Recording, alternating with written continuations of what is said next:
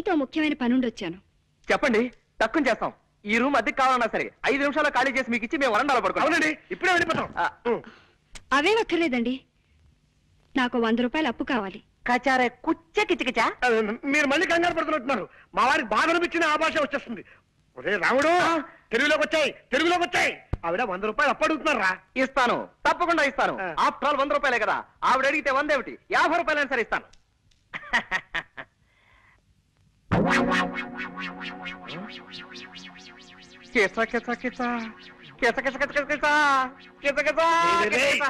ఆనందమా బాధ నాకు అర్థం కాకుండా మాట్లాడుతున్నావు. అక్కడ నేను సర్దుకోలేక చేస్తున్నాను. నీకే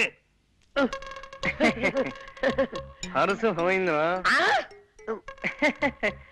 హరుసు పోయింది.